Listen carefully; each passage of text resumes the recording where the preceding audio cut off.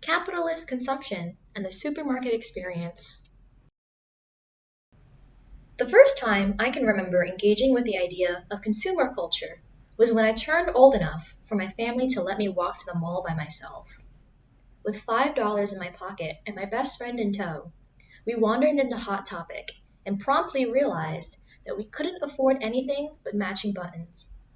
Consumer culture has been long associated with objects, with Americans developing an unquenching thirst for new stuff, technology, clothing, home decor, and most evil of all, trinkets. Growing into late-stage capitalism, America has developed a consumer culture based around food. Supermarkets provide not only sustenance, but prescribe moral judgments on the food you buy. Food has become fashionable.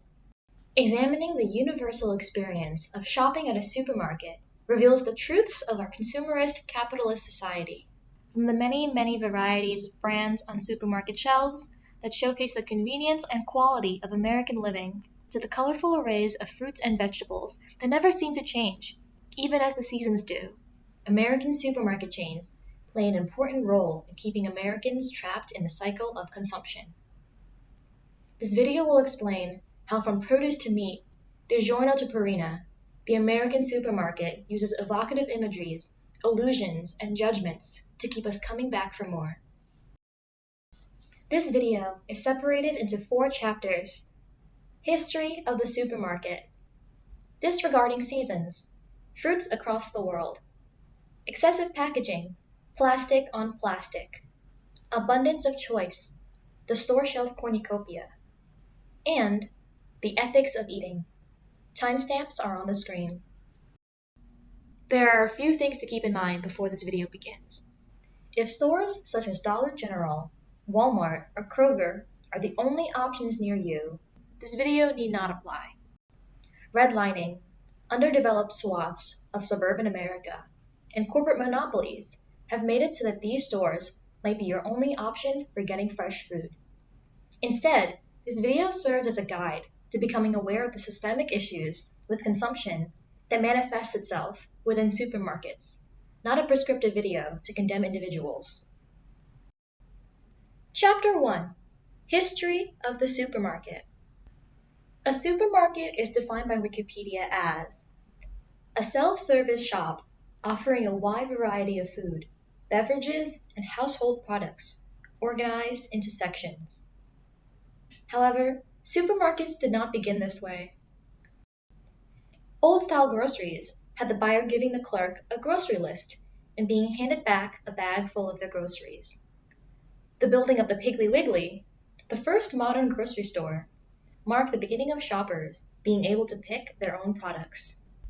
This coincided with the invention of branding, which was now necessary for companies to catch the eye of shoppers. It was Piggly Wiggly's introduction of shopping baskets, price-marked items, and employees in uniform that birthed the modern supermarket franchise model.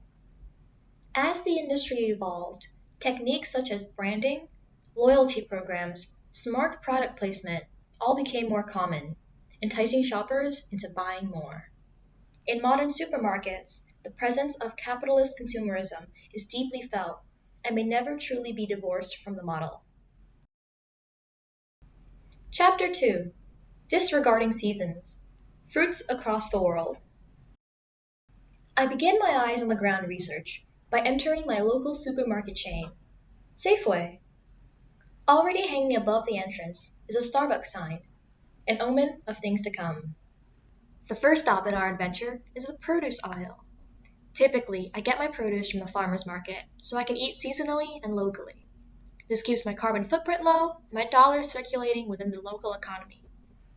Compared to the farmer's market, produce in supermarkets seem to defy the American growing seasons. By importing fruits and vegetables from clear across the country, or even from other countries, supermarkets maintain the same types of produce year-round. For example, take a look at avocados. In the past 20 years, avocados have skyrocketed to stardom, with consumption more than doubling in the United States. As a child, I was never very keen on avocados, only really encountering them in my sushi rolls. Nowadays, Avocados are seen as such a staple in the American diet, pop culture even satirizes it as the reason millennials can't afford housing. Back to the produce aisle. Close examination of these avocados reveal that the top row of avocados come from Mexico, while the sign lists the same ones as coming from Florida. This is not surprising at all, as the USA imports millions of dollars worth of avocados every single year. During the course of a normal year, your avocados can come from drought-ridden California or the lumber-insecure Mexico. What about another commonly bought item, the banana? Apart from the fact the banana market was built off the exploitation of the Central American working class, bananas have now become prime real estate for, surprisingly enough, advertising. The new Disney movie, Wish, is coming out, and as a result, the bananas are individually plastered with pictures of the main character, as well as QR codes. I don't know why you'd ever want to hold your phone up to a banana and scan it, but there you go. Modern technology. American imperialism uses advertising to ingrain foods such as bananas and avocados into our daily eating habits and exploits the land and labor of less powerful countries to fuel the demand that they themselves have created. By normalizing eating non-local and non-native produce, the American consumer becomes alienated to the world around them, forgetting the natural flow of the seasons. Chapter 3. Excessive packaging. Plastic and plastic. Plastic packaging stems, like many classically American things, from war. Discovered in the 19th century, plastics as an everyday good did not become popularized until the 1950s with the use of styrene foam for takeout boxes and meat trays. Food items wrapped in plastic became commonplace after the advertising boom in the 70s, with gems such as this ad showcasing a baby cradled in a cellophane bag. Before long, plastic packaging became the dominant packaging method of American store products.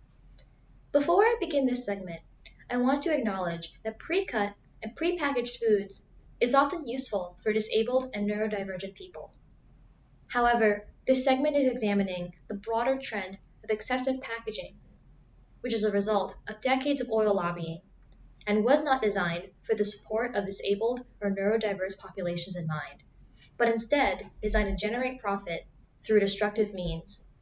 My gripe with plastic packaging starts in the produce aisle and will take me clear across the rest of the grocery store. Whether it be obvious perpetrators or items so deeply normalized that we don't even see it as delinquent, the supermarket is stuffed to the brim with plastics at the very end of their life cycle. Let's start with an in-depth look at the produce aisle. I hate fruit stickers. I don't understand why every single piece of fruit in this aisle has to be marked with a scannable sticker. Fruit stickers would not be necessary in a supermarket built with healthier and environmentally friendlier choices in mind. If the non-organic avocados and the organic avocados, both grown in Mexico, were organically grown to begin with, there wouldn't have been need for there to be two different aisles to separate them, eliminating the need to distinguish between the two using stickers. And ethically speaking, if you were to take organic produce to the self-checkout aisle and ring them up as non-organic produce, who am I to stop you? You go, girl. Get that bag. Or, in this case, organic bread. Beyond that, whole foods are wrapped in plastic by default. Whole apples in plastic, vegetables wrapped in not one but two different types of plastic. And upon turning the corner to the organic section, I fall to my shrimpy knees and am overcome with despair. Ginger in bags, garlic in bags, whole carrots in bags, shrink-wrapped squash, bell peppers, cucumbers, and finally, upon escaping the organic section, I come face to face with a roll of plastic wrap next to a display of potatoes wrapped in plastic bags. Truly, modern America is innovating. And the horror doesn't stop there. What about the middle aisles, or the deli, where there used to be butcher paper and refillable glass containers? There's now plastic wrapping and plastic containers. Whole foods are pre-portioned and through convenience culture marketed to shoppers as, quote, Lunchables, or the charcuterie board, which is adult Lunchables. Not to mention water bottles by the caseload, which aren't selling you water, but rather the plastic bottle it comes in. The normalization of plastic is another video in and of itself, but as this video continues, keep an eye on all the clips I show and really take a look at the packaging of the items on the shelves. If you've never been to a bulk store, you might not see anything wrong with the way these shelves look. And that's what enables corporations to continue unnecessarily injecting cheap plastics into everything we buy. Chapter 4: Abundance of Choice. Store Shelf Cornucopia. Traditionally, a cornucopia is defined as a symbol of abundance and nourishment, commonly a large horn-shaped container overflowing with produce, flowers, or nuts. On Wikipedia, the most scholarly of sources. Supermarkets are deliberately designed after the appearance of a cornucopia, with perfectly arranged, overflowing shelves. Seeing fully stocked shelves recalls the feeling of having a full pantry, and where our ancestors would have canned food or used the cellar, we instead rely on the pre-packaged, preserved foodstuffs as our pantry. Capitalism relies on the appearance of abundance to tout its ideology's superiority over other economic models. American propaganda during the Cold War spread images of, quote, communist supermarkets and stories of Soviet parliament member Boris Yeltsin losing his mind over free cheese samples and frozen pudding pops. While the issues plaguing then USSR were indeed dire, the state of their supermarkets was the result of authoritarianism, which superseded the communist origins of the revolution. In fact, take a look at this. Looks pretty dire, doesn't it? That's what American supermarkets look like during COVID. In addition, supermarkets are literally designed to overwhelm the shopper. After priming you with a decompression zone, through produce and flowers, you are forced to wade through the entire rest of the store to get all your essentials. Bread and eggs are always designed to be deeper in the store, forcing you to walk through the middle aisles, which is where the bulk of the processed foods are located. Every supermarket design choice urges you to buy. The ends of each aisle are packed with snacks and soft drinks. Impulse buys made of cheap plastics are strategically placed between shelves in ways that are literally unavoidable as you browse the aisles. Between the dry goods and the freezer section are household cleaning products, beauty products, birthday cards, and stationery. The design of supermarkets lumps needs and wants together indiscriminately, elevating wants to the status of needs.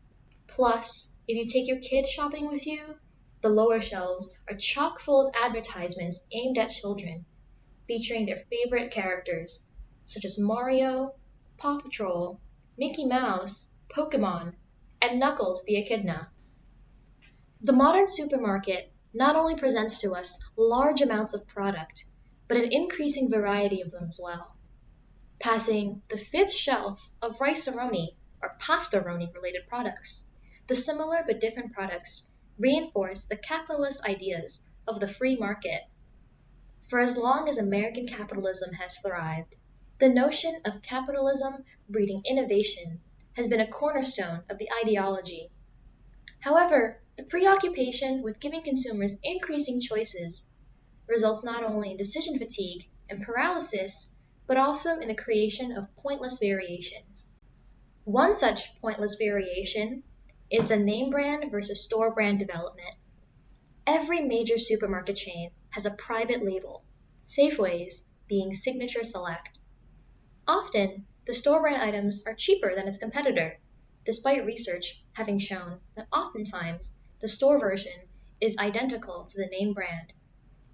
Disregarding health quality differences in brands such as Annie's, what's the difference between all of these pickles apart from the price and branding? What about these vanilla extracts? Technically, the answer is profit margins. Supermarkets make more money off their private label items. However, both answers feed you into being overwhelmed by the amount of choices and picking something that you A, recognize, and B, is likely owned by a large manufacturer as opposed to a local company. The illusion of choice. Just like that cow meme. Have you seen this infographic before? It shows 10 mega corporations and all the brands they own. From PepsiCo to Unilever, just these scant corporations own a majority of what we see on store shelves. For fun, I did a quick Nestle scavenger hunt, which is currently playing over this segment. By presenting different brands on store shelves, multinational corporations such as PepsiCo and Unilever fool you into thinking that you're making active choices. Obscuring the corporation makes them not only harder to boycott, but hides their status as monopolies. Megacorporations dictate not only what store shelves look like through paying supermarkets for premium shelf positions, but also dictate what farmers grow, how much they're paid, and how much our groceries cost. Food and beverage companies lobby for laws that emphasize profits over workers' rights, and 2/3 of the $175 million they spent on political contributions went to the Republican Party. Regional and local stores are literally being put out of business by these supermarket chains, which is why my footage is shot at Safeway, one of the few supermarkets in Baltimore, a city known for its lack of accessibility to fresh foods. Another illusion presented to shoppers is the illusion of innovation. Contemporary corporations constantly push newness as a selling point to customers, building cult followings around the release of new items, such as the annual iPhone release. Snack companies furiously took notes, finding increasingly niche reasons to release new items. The capitalist consumer is fooled by the brand variety into believing that the free market is innovating on itself when it brings us options such as Oreos, Oreo double stuff, Oreo thins, Oreo birthday mini, cake, Oreo peanut butter crunch, Java Oreo chip, mint, Oreo hot cocoa chocolate pumpkin, hazelnut, Oreo Oreo pumpkin spice fudge latte, covered, Oreo hot strawberry, candy, thins, Oreo chocolate. Advertising creates new wants and needs with very particular ways of satisfying them. The artificial desire can only be sated with a specific product or service. Without advertising, would we really need this many varieties of cookie sandwiches? Who benefits from the novelty of Oreo cereal besides Mondelez? Even turning away from the snack aisle, other aisles have become plagued with the same problem. For example, condiments. My friend has these choice words to say about the sheer amount of condiments available. Even just within Heinz, like ketchup, there's like less salt, less sodium, extra like normal, and then there's like spicy, and then I'm just like, can I just get the ketchup that I grew up eating? And then also, within each of those subdivisions, they come in different size containers. There's a tiny one, there's a big one, and there's like an ultra big one. Like, and then some of them are like the squeezy tube ones, and some of them are the ones that you usually put upside down. And I'm just like, can you just make one? Chapter 5. Ethical Eating. Meat, Dairy, and Impulse Buys. At last, we come to the final section of the video. Encompassing meat and dairy, this is likely also the backmost section of the supermarket. In addition to eliminating an authentic variety of options, megacorporations have made making healthy and ethical choices harder. Supermarkets employ a variety of techniques, including increasing the amount of processed foods sold, decreasing the quality of ingredients in said foods, and using high prices to force shoppers into trading health for more affordable groceries.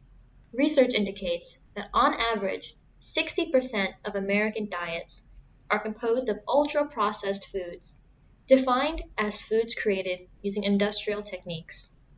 Said foods introduce preservatives and refinements of whole ingredients, resulting in overall less healthy foods. Take, for instance, corn. The sweet corn you see in the produce aisle is not the same corn in high fructose corn syrup or cornmeal. Research has shown that the modern American eats more corn than even the maize-eating indigenous peoples of the Americas. How is that possible when you and I are clearly not gobble-gobbling on that sweet corn on the cob on the daily? Instead, most Americans are eating highly processed versions of corn. Corn is produced in Middle America using agricultural techniques that are actively harming the environment.